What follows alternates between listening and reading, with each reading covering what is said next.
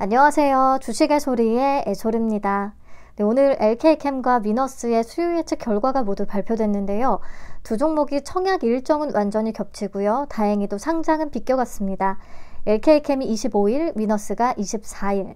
단독 상장이라서 둘 다 좋은 성과를 기대해 볼 수가 있을 것 같아요. 먼저 LK캠을 같이 보겠습니다. LK캠은 반도체 프리커서, 반도체 전구체를 제조하고 판매하는 회사에다가 원료를 공급하는 회사입니다. 전구체라는 것은요, 어떤 화학 반응을 통해서 A라는 물질을 만들 때 최종 물질인 A가 되기 바로 이전 단계의 물질을 얘기하거든요. 그리고 반도체 전구체라고 하면 반도체 증착 공정에서 방막을 증착하기 위해 사용되는 화합물을 얘기합니다. 증착 공정은 IST에서 설명을 드렸었죠. 다시 짧게만 얘기한다면 웨이퍼에다가 얇은 막을 형성해서 전기적 특성을 부여하는 단계다라고 말씀을 드렸습니다. 자, 이 반도체 프리커서에다가 화학 반응을 일으키면요, 그게 원하는 물질인 최종 A로 변환이 되면서 웨이퍼 표면에 얇은 방막을 형성하게 된다는 겁니다.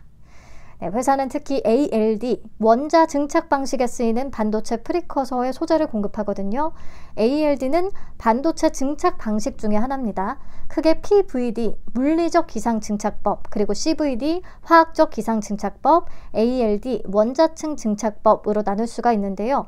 여기서도 핵심만 얘기를 한다면 PVD와 CVD의 경우에는 막의 두께를 얇게 만들거나 방막이 일정하게 잘 도포되는 데에는 약간의 한계가 있기 때문에 이 한계를 극복하기 위해서 탄생한 게 ALD라고 보시면 됩니다. 원자층을 한 층 한 층 쌓아 올려서 막을 형성하는 방식이고요. 막을 아주 균일하게 도포하는 게 가능하면서 얇은 두께와 신뢰성까지 동시에 만족을 시킬 수 있는 방식입니다. 공정이 복잡하고 비용이 좀 많이 들기는 하지만, 그래서 이 ALD 방식은 최근 트렌드인 작고 얇고 휘어짐이 가능한 그런 최신 첨단 반도체 공정에 적용이 되고 있습니다. 그래서 말씀드린 ALD의 증착 공정을 간단히만 한번 보자면, 먼저 ALD용 반도체 프리커서를 주입해서 전구체 증착이 완료가 되면요, 이 전구체와 화학적 반응을 일으킬 반응물을 주입을 합니다. 그리고 화학적 반응을 통해서 우리가 원하는 물질 A를 얻게 되는 바로 그 과정인 거예요. 그 물질이 원자층 한 개를 형성하면서 막을 생성하게 되는 겁니다. 어떤 느낌인지 아시겠죠? 그리고 이 ALD 증착에서만 필요한 전구체가 바로 하이-K 전구체인데요. K는 유전율을 뜻합니다. 유전율이란 전기장을 가했을 때 전기 알갱이, 전하를 잡아두는 정도를 나타내는 척도라고 해요. 그러면 하이-K는 고유전율, 유전율이 높다는 뜻이겠죠. 같은 전압을 걸어도 전하를 더 잘 끌어들인다는 뜻입니다. 이게 왜 필요하냐면요, ALD 방식으로 하면 방막이 얇고 균일해져서 좋기는 한데 너무 얇아지면 전기 알갱이들이 도망을 가버릴 수가 있다고요. 그러면 누설 전류에 문제가 생기는 거죠. 그렇기 때문에 고유전율의 하이-K 소재를 써서 전기 도망을 막고 더 많은 전하를 잘 모아두게끔 한다는 겁니다. 그래서 하이-K는 ALD에서만 필요하다. 그림을 참고해서 보시면 하이-K를 적용을 했을 때 위쪽에서 플러스 전압을 걸면요, 부도체의 원자들이 치즈처럼 쭉 늘어나면서 플러스와 마이너스 극으로 나뉘는 분극 현상이 더 잘 나타나는 것을 확인할 수가 있습니다. 분극이 더 잘 될수록, 더 위아래로 쭉 잘 늘어날수록 그 얇은 막 밑에다가 더 많은 전하를 모을 수가 있다는 거예요. 그림에서 확인 가능하시죠? 그래서 결론적으로 이 ALD용 하이-K 전구체에 필요한 원료를 공급하는 게 바로 LK캠이라는 회사인 겁니다. CP 리간드, PCP 리간드가 해당 원료고요. 이 하이-K 전구체는 메모리 반도체인 D램에서 커패시터의 절연막을 형성할 때 사용이 된다고 합니다.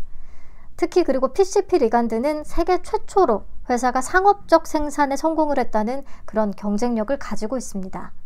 그리고 옆에 보면은 로우-K 전구체용 원료도 생산을 하고 있어요. 하이-K가 있으면 로우-K도 있겠죠. 로우-K는 유전율이 낮다는 거니까 전하 알갱이를 끌어들이는 힘이 낮다라는 것을 의미합니다. 이 로우-K는 어디에 필요하냐? 반도체 내에서 배선과 배선 사이를 채울 때에 유용합니다. 배선과 배선 사이를 아무런 물질을 넣지 않은 상태, 즉 진공의 상태가 가장 효율적이긴 한데요. 반도체 회로 사이에는 무언가를 반드시 채워 넣어야 된대요. 그렇기 때문에 배선의 속도를 극대화할 수 있는 저유전율의 물질이 필요한 겁니다. 그래서 로우-K가 반도체 소자의 배선과 배선 사이의 전류 흐름이 빨리빨리 잘 원활히 이루어질 수 있도록 돕는 역할을 해줍니다. 유전율이 낮을수록 배선 간의 신호 간섭을 줄일 수가 있거든요. 이 로우-K에 필요한 DIS 프리커서를 회사가 생산을 하고요. 로우-K 전구체는 고속 처리가 중요한 시스템 반도체나 낸드에 쓰인다고 합니다. 그리고 이 DIS 프리커서는 회사가 국내 최초로 양산화에 성공을 했다고 하고요. 전 세계적으로 4개 정도의 업체만 시장에 진입을 해 있다고 합니다. 이런 부분에서 회사의 경쟁력을 확인할 수가 있었던 것 같아요. 현재 하이-K 소재가 59.83%, 로우-K 소재가 37.11%의 매출 비중을 차지하고 있습니다. 네, 그리고 회사가 앞으로 하프늄 프리커서 시장에도 진입을 하겠다고 목표를 하고 있는데요. 하프늄은 하이-K 프리커서 중에 하나고요. 지금은 일본 회사가 원천물질 특허를 보유하고 있어서 국내 회사들은 라이센스를 구매해서 쓰고 있대요. 근데 일본의 특허 만료가 26년 11월 28일로 예정이 되어 있어서 선제적으로 기술을 확보하고 이 시장에 진입하는 것을 목표로 하고 있습니다. 이 정도 보고 실적 점검할게요. 자, 수익성 지표가 굉장히 좋습니다. 매출, 영업이익, 순이익, 추이가 좋은데요. 특히나 24년 3분기 누적 매출과 영업이익, 순이익 모두 23년 전체 실적을 이미 초과했습니다. 그리고 영업이익률도 30%에서 40%대 업계 평균 대비해서 월등히 높은 수준을 보여주고 있어요. 이게 가능한 이유로는 회사의 주요 제품들이 비교적 시장 공급 초기 단계에 있어서 경쟁이 낮은 덕분이라고 합니다. 초기 단계부터 자리를 잘 잡고 있는 반도체 프리커서 회사라는 생각이 들었고요. 실적은 보니까 더 알짜 같다는 느낌이 들었어요. 네, 그럼 공모가 산정 내역 보겠습니다. 비교 기업으로는 DNF, 레이크 머티리얼즈, JI테크, 솔브레인, 반도체 전구체 관련된 대표적인 회사들로 다 선정을 했고요. PER의 편차가 좀 있기는 한데 높은 것부터 낮은 종목까지 골고루 다 편입이 됐습니다. 그래서 평균 PER은 23.42배로 계산이 됐네요. 회사의 최근 4개 분기 순이익 약 58억 원에다가 일회성 비용인 파생상품 평가 손실 약 24억 원에 더해서 조정순이익 약 82억 원을 적용을 했습니다. 그래서 주당 평가가액은 29,883원을 산출했고요. 할인율 39.76%에서 29.73% 적용, 최종적으로 밴드는 18,000원에서 21,000원을 제시했습니다. 피어그룹의 오늘자 시가총액 기준의 PER과 비교를 해서 봤을 때 상단 기준으로 16.07배는 솔브레인, JI테크보다는 높고 DNF, 레이크 머티리얼즈보다는 낮은 그냥 무난한 수준으로 보였습니다. 자, 그럼 수요 예측 결과 이어서 한번 확인하죠. 경쟁률은 1052.62대 1을 기록했습니다. 2109개의 기관이 참여했고요. 참여도는 높은 편이죠. 가격 분포표 보겠습니다. 공모가 밴드는 18,000원에서 21,000원을 제시했는데 대부분이 상단 이상에 분포하고 있습니다. 여전히 상단 초과를 질러내는 기관이 100여 곳 항상 있는 것 같아요. 이번에도 159개의 기관은 상단에 초과한 가격을 써냈습니다. 네, 그래서 공모가는 상단인 21,000원에 확정이 됐어요. 확약은 건수 기준으로 8.53%, 수량 기준으로 8.19%, 네, 높은 편입니다. 아스테라시스가 수량 기준으로 9.98%였고요. 최종적으로 64.82%까지 올랐었거든요. 신영증권도 신경을 써서 좀 잘 잡아주길 바라봅니다. 그래도 신청한 기관이 꽤 있으니까. 네, 그래서 수요 예측 결과는 종합적으로 좋습니다. 그럼 확정 공모가에 따른 공모 개요 체크해 보겠습니다. 공모 금액은 210억 원, 시가총액은 약 1,318억 원의 규모로 상장을 추진합니다. 청약은 13일부터 14일까지 진행되고요. 환불까지 4일이 걸린다는 게 단점이고요. 상장은 25일 단독으로 예정이 되어 있습니다. 신영증권에서 주관하고 최소는 50주, 증거금 52만 5천 원이나 필요하겠네요. 자, 신주모집 100%로 진행되고요. 우리사주조합에 배정된 물량은 없습니다. 상장일 유통 가능한 물량 확인하겠습니다. 주식 총수의 22.06%는 즉시 풀릴 수가 있습니다. 20%대 초반이면 적은 편에 속하고요. 공모가 기준 금액으로 계산을 하면 약 291억 원, 200억 원대니까 확실히 가볍기도 합니다. 그리고 기존 주주의 비중은 27.80%, 요즘은 거의 다 60%를 넘기고 있는데 이 정도면 절반도 안 되는 수준이니까 낮은 편인 거고요.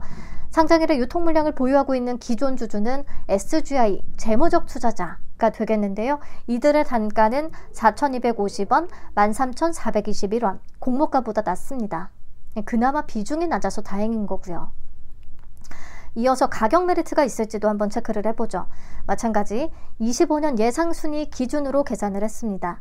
회사 측이 제시한 비교 기업의 평균 PER인 30.10배, 오늘자 시총 기준으로 계산한 거고요. 이걸 적용을 해보면 주당 평가가액은 약 43,147원, 공모가보다 105%나 높은 수준이 나왔어요. 근데 여기도 보면 레이크 머티리얼즈의 PER이 50배 이상으로 혼자 너무 높습니다. 그래서 아웃라이어로 제외한다고 치고 세 종목으로 계산을 해봤는데 그래도 공모가보다 51%나 높은 수준이 나오더라고요. 네, 그래서 다른 종목들에 비해서 이 정도면 가격적인 측면에서도 매력은 꽤 있다라고 봤습니다. 네, 지금까지 얘기했던 내용들을 옥석가리기 체크리스트를 통해서 정리를 해보면 우선 시가총액이 1,000억 원 미만까지는 아니지만 유통가능 금액이 200억 원대로 가볍고 그리고 흑자면서 고평가되지 않은 밸류에 기존 주주의 비중이 낮은 편이고 단독 상장이다 라는 여러 가지 동시 체크가 가능하겠습니다. 역시나 공모주로서는 꽤 매력적인 조건을 가지고 있어요. 그래서 저는 좋게 보고 있고요. 배정 물량과 청약 한도 체크하겠습니다. 신영증권에 25만 주가 배정돼서 균등 물량은 12만 5천 주가 되겠고요. 일반 등급은 8천 주까지 청약 가능합니다. 증거금 8,400만 원까지. 최소는 50주라고 말씀드렸고요. 그러면 균등과 경쟁률 예상을 해보고 기대 수익 계산하고 마치도록 하겠습니다. 할 얘기가 많으니까 오늘도 랩을 하게 되네요. 자, 신형이라서 청약 건수는 비교적 좀 적을 것으로 보이고요. 8만 건 기준 균등은 1.56주, 한 주 또는 2주까지 예상을 합니다. 증거금은 약 1.5조 원 정도, 비례 경쟁률은 1143대 1 정도 예상을 해봤습니다. 그러면 비례 한 주의 증거금은 1000주 기준으로 1050만 원. 요거는 당연히 청약일에 다시 체크를 해야 되는 부분이고요. 자, 마지막으로 8,000주 풀청약을 가정하고 기대 수익을 계산해 봅시다. 균등은 한 주, 비례는 7주 가능할 것으로 보이고요. 이때 50% 기준의 기대 수익은 84,000원, 70% 기준의 기대 수익은 11만 7,600원입니다. 4일치 파킹 이자는 약 21,416원. 그러면 파킹 이자보다는 꽤 나은 선택이 될 수 있을 것 같은데 문제는 위너스와 딱 겹치기 때문에 청약 당일에 두 기업의 경쟁률에 따른 기대 수익을 좀 비교하면서 최종 자금 배분 결정을 해야 될 것 같아요. 기본적으로 위너스는 미래에셋증권의 주관이고 물량은 적은데 청약 한도는 또 높아서 경쟁률이 엄청 셀 것으로 보이긴 하는데요. 이게 유통시총 100억 원대에다가 시총이 또 500억 원대짜리라 엄청 날아갈 수도 있으니까 조금 더 분석하고 비교해서 결정을 해야 될 것 같아요. 네, 그럼 오늘 LK캠의 영상은 정신이 없으셨죠? 여기서 마치도록 하겠습니다. 길지만 유익한 영상이었기를 바라요. 위너스로 금방 다시 찾아오겠습니다. 감사합니다. 안녕.